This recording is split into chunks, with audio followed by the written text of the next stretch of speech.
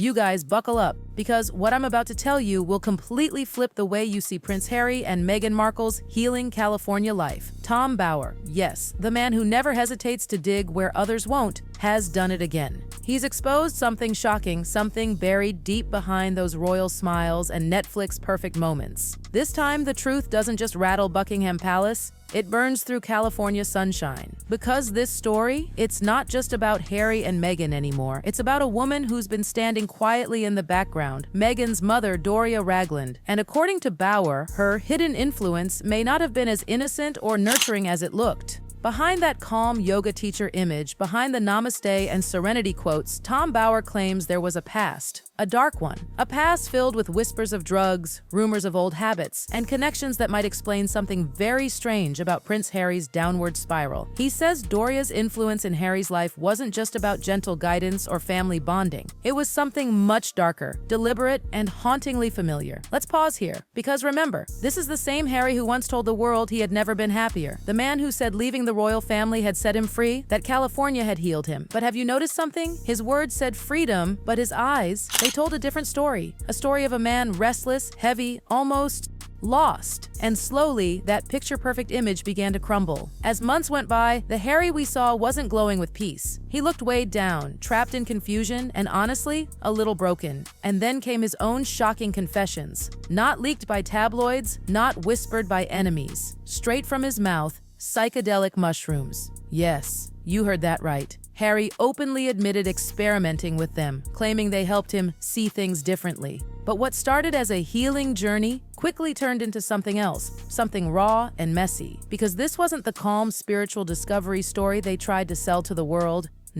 This was the first sign that the so-called party prince hadn't really changed. He'd just moved the party to California. He started describing hallucinogenic trips, mushroom experiences, late-night weed sessions, not at a club, not at wild bachelor parties, but right inside Tyler Perry's luxury home. And get this, he said he would roll joints late at night while Meghan slept. That's not freedom, that's escapism. He insisted it was all therapeutic. But let's be real, when a father of two spends nights high while his family sleeps, it doesn't sound like peace. It sounds like pain wearing a mask. But then came the question nobody could ignore. If Harry was using marijuana and psychedelic drugs in California, where was it coming from? You need a prescription for marijuana there. And Harry? He didn't have one. So who was supplying him? Who was making sure the prince's nights never truly went silent? And that's when all eyes turned toward Doria Ragland. Tom Bower, one of the world's most feared royal biographers, made a claim that sent shockwaves everywhere. He said Doria, yes, sweet Doria, Meghan's serene mother, had a past tied to drugs, not just using them, but allegedly dealing them. At first it sounded ridiculous. How could that calm, soft-spoken woman, the one always seen smiling quietly beside Meghan, have such a past? But Bower's investigation was not a random accusation. He backed it with disturbing details that made people look again, and harder. Doria was always there, always quiet, always composed, never saying too much. But the timing of her presence? That's what raised eyebrows, because Doria's influence grew exactly when Harry's stability began to crumble. Coincidence? Or something deeper? Could the woman known for peace and balance have actually been the one keeping Harry's chaos under control? By feeding it? Think about it. Harry once confessed, yes, in his own words, that he'd roll joints while Meghan slept. So naturally, people began to ask, where did those joints come from? Who brought them into the house? Who allowed it, maybe even encouraged it, while two little children were sleeping under the same roof? The whispers started growing louder. Some began to wonder if Doria wasn't just the loving mother-in-law, but something else entirely. A handler, a keeper, someone who understood that keeping Harry calm, dazed, and disconnected meant keeping him controllable. Because when a man's head is fogged, he can't think clearly. And when he can't think clearly, someone else gets to write his story. And maybe, just maybe, that's exactly what was happening. Behind every healing session, behind every drug confession Harry made, there could have been a hand making sure he stayed just lost enough to never find his way home again.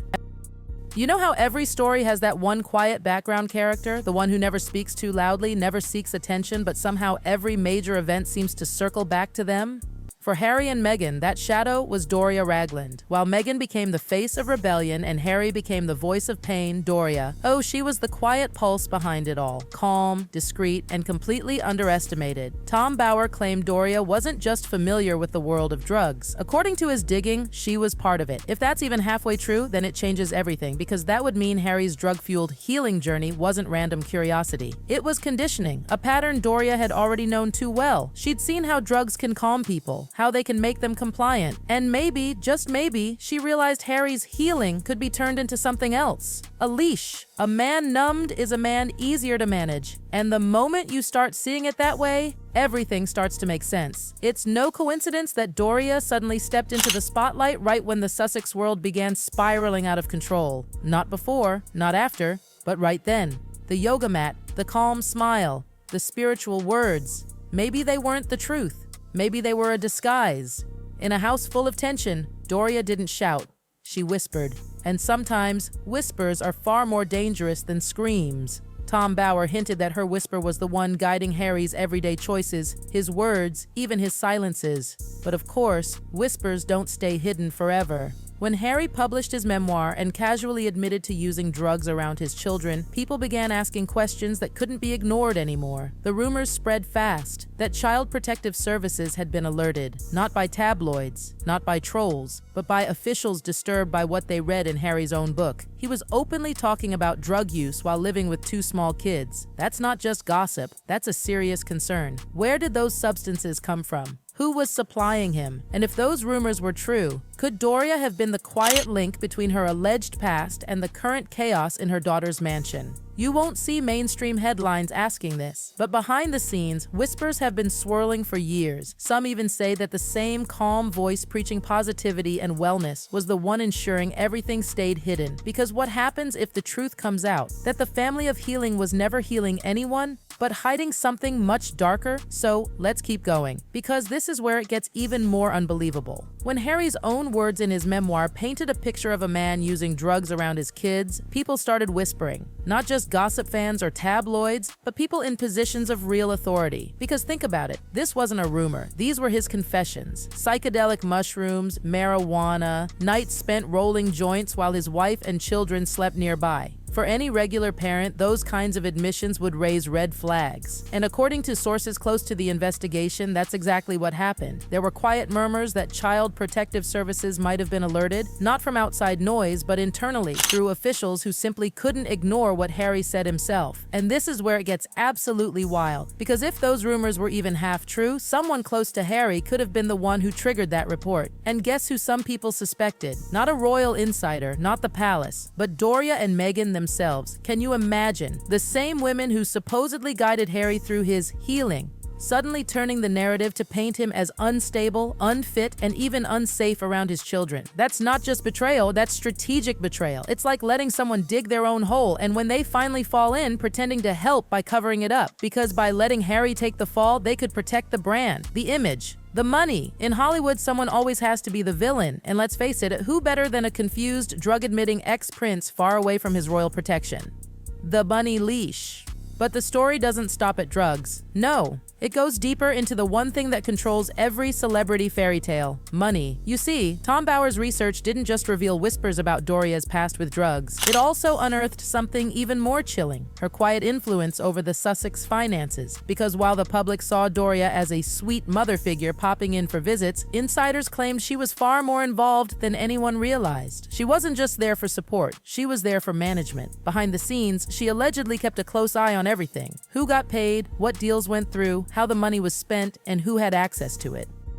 Insiders close to Bower's reports claimed that Doria had maneuvered herself into a position where nothing happened financially without her knowing. And when you control the money, you control everything. Harry's dependency wasn't just emotional or chemical, it was financial. The freedom he thought he earned by leaving the royals, it had just been transferred from the crown to Doria Ragland. The silent shift, and then, almost as suddenly as she appeared, Doria vanished. No more cozy photos, no more spiritual quotes, no more public appearances beside Meghan. She'd done her part, and that pattern didn't go unnoticed. Observers started pointing out that Doria always seemed to appear right when things were falling apart. and disappear once the storm had served its purpose. She was there when the royal drama peaked, there when Harry's public breakdowns began, there when his confessions about drugs shocked the world. But once the chaos settled and the public started questioning her presence, gone.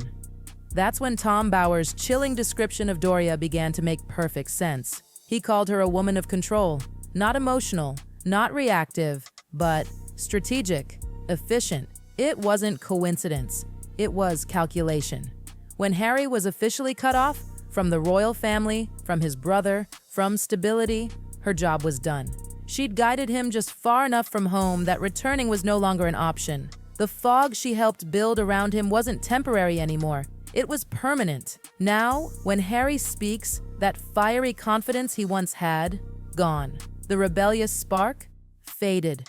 What remains is a man who seems uncertain, confused, lost, and yet still defending the very people who may have orchestrated his fall. That's not love. That's manipulation wrapped in affection. The final curtain. By this point, Doria didn't need to say or do anything. She'd already built the structure. Harry was emotionally isolated, financially dependent, and trapped inside a brand that used his pain as currency. Meghan was the public strategist, shaping the story. Doria was the quiet operator, managing the system. And Harry? He was the symbol, the royal trophy that kept the cameras rolling, the interviews selling, and the sympathy flowing. But the cost, his peace, his identity, his freedom. And when the smoke finally clears, it becomes painfully obvious. The so-called healing was never about healing at all. It was about control. Because as Bower suggested, if Doria's influence truly went as deep as the reports claim, she wasn't guiding Harry toward peace. She was ensuring he never fully recovered. Every time he reached for clarity, there was another distraction, another trip, another therapy session, another story to tell. The man who once said he'd never been happier now looks like someone who's forgotten what happiness even means. The freedom he thought he found in California? It's just another kind of cage, built not by the monarchy, but by those closest to him. And if Tom Bower's claims hold any truth, then Doria Ragland wasn't just Meghan's supportive mother. She was the quiet architect of Harry's confusion, the keeper of his fog, the shadow behind his downfall. Because let's be honest, in every royal scandal, there's always one person who knows more than they ever say. And this time, that person might just be the woman who never raised her voice, yet managed to control the entire story from behind the curtain.